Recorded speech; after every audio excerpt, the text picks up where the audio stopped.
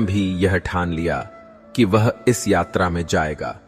शायद उसके भीतर का शेष अहंकार अब पूरी तरह पिघल चुका था और उसे अपने अपराध की गहराई का बोध हो गया था। लेकिन हे देवी, यह यात्रा इतनी सरल नहीं थी, क्योंकि ब्राह्मण को निर्वासित हुए कई वर्ष बीत चुके थे। किसी को पता नहीं था कि वे किस ओर गए, जीवित भी हैं या नहीं।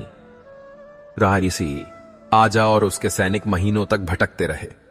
रास्ते में उन्हें लोगों ने अलग अलग बातें बताईं।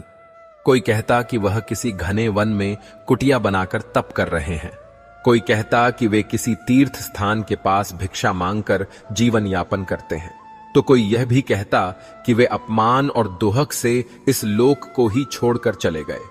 यह सुनकर राजा का मन गहरी चिंता और निराशा से भर गया। वह सोचता रहा कि यदि ब्राह्मण नहीं मिले तो यह नगर और उसकी प्रजा कभी भी इस श्राप से मुक्त नहीं हो पाएगी और उसका नाम इतिहास में एक अधर्मी और अभागे राजा के रूप में लिखा जाएगा। कई दिनों की अथक खोज के बाद राजा एक अत्यंत सघन वन में पहुंचा। वहां दूर से उसे एक छोटी सी कुटिया से धुएं की पतली रेखा आकाश की ओर उठती दिखाई दी। कुटिया के दरवाजे पर तुलसी का एक पौधा लहलहा रहा था और भीतर से वेद मंत्रों के पाठ की मधुर ध्वनि आ रही थी। राजा का हृदय जोर जोर से धड़क उठा। उसे लगा कि शायद वह अपने अपराध के सामने अपने प्रायश्चित के द्वार पर पहुंच चुका है। शिवजी ने कहा, हे देवी, जब राजा उस कुटिया के समीप पहुंचा तो उसने अपने घोड़े से उतरकर अपने राजसी वस्त्रों की परवाह किए बिना पैदल ही धीरे धीरे कदम बढ़ाए।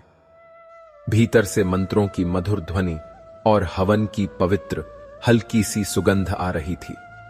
राजा ने कुटिया का द्वार खटखटाया। कुछ क्षण बाद द्वार खुला और सामने वही तेजस्वी मुख वाला वृद्ध ब्राह्मण खड़ा था, जिसे वर्षों पहले उसने अपने ही नगर से अपमानित करके निर्वासित कर दिया था। उनकी आंखों में अब भी वही अपार शांति और करुणा थी, लेकिन उनका चेहरा समय और कठोर तपस्या की रेखाओं से ढका हुआ था। ब्राह्मण वशिष्ठानंद ने राजा को देखते ही पहचान लिया, पर उनके मुख पर न तो क्रोध का कोई भाव था, न कटुता का। केवल एक गहरी, शांत और मौन दृष्टि थी, जो मानो राजा के भीतर तक सब कुछ देख रही हो। राजा स्वयं को रोक न सका। वह घुटनों के बल उनके चरणों में झुक गया और उसके कंठ से कांपते हुए शब्द निकले, गुरुदेव, मैं आपका